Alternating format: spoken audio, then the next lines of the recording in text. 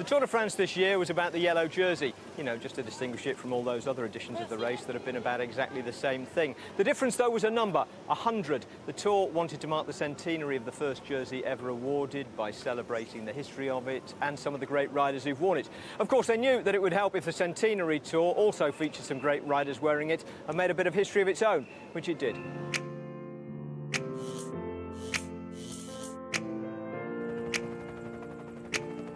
The start was actually a joint celebration of a half-centenary, France and Belgium combining to honour the Tour's record jersey wearer Eddy Merckx 50 years on from his first. But it was a Dutchman, Mike Teunissen, who won in Brussels, representing the legions of non-Merckxes, men who'll never wear the jersey in Paris, but can say for the rest of their lives that they wore it for a stage or two on the way. Stage 3 took the race into France, reminding the French that the centenary of the jersey also marked 5 years since a home rider had worn it and 34 since one had won it.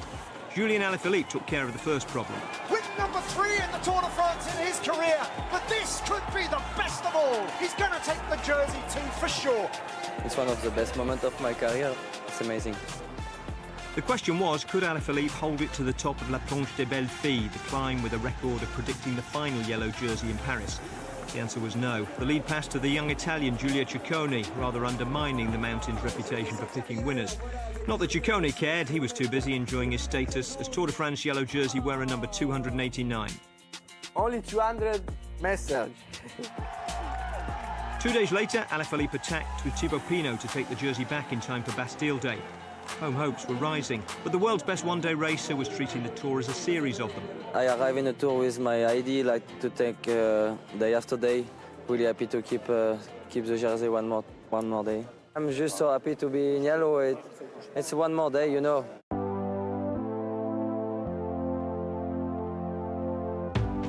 There was no avoiding the significance of day 13. The Pau time trial fell on July the 19th, 100 years since Eugène Christophe wore the first yellow jersey. Alaphilippe was expected to lose time to Geraint Thomas, but took it and the stage.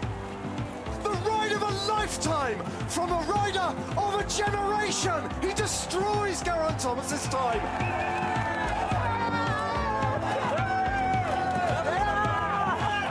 The Tour put him on a Sergeant Pepper's podium full of former jersey wearers, as well as Claude Christophe, grandson of the man they all followed on from.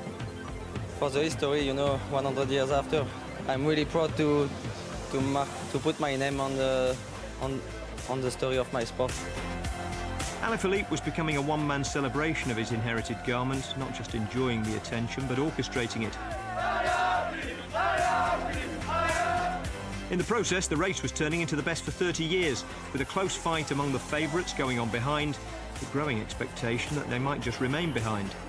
It's no longer if Julien Alaphilippe can win the Tour de France. He is genuinely a contender over 3 weeks. After defying the favourites again on the Col du Tourmalet, the race leader was still fresh enough to take the mickey out of Emmanuel Macron at the finish. And by the second rest day, one thing was clear. His team was going to have to start booking bigger press conference venues. 2 alpine stages from Paris, the dream centenary storyline was still intact. One charismatic Frenchman in yellow, another ready to take over should reality finally intrude. But on stage 19, the French public realised that what they'd been watching all along was a slow-developing disaster movie. First, Thibaut Pinot abandoned in tears with a torn muscle. Then Egan Bernal ripped the race apart, dropping Alaphilippe.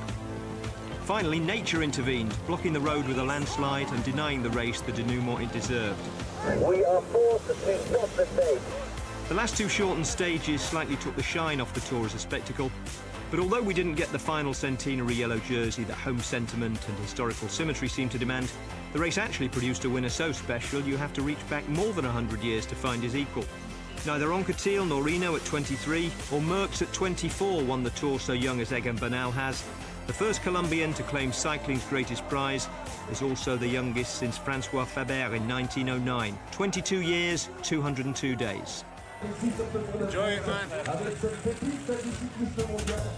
Egan Bernal can enjoy today because the top 10 won't be significantly altered by it. He has won the Tour de France. His teammate and last year's winner Geraint Thomas gives Ineos the top 2 steps of the podium. Steven Kruijswijk of the Netherlands and Jumbo-Visma is 3rd. Germany's Emmanuel Buchmann finishes 4th. Julien Alaphilippe is 5th and leading French rider.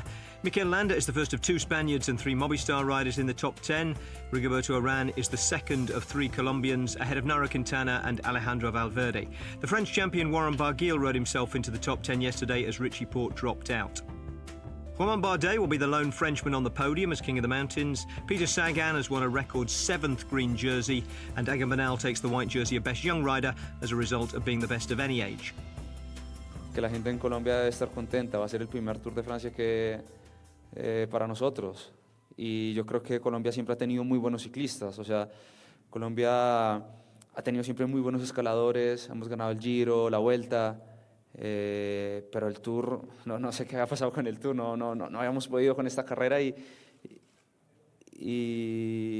con suerte mañana voy a ser el primer colombiano en hacerlo, así que nada, súper orgulloso de esto. Tengo 22 años, no lo puedo creer.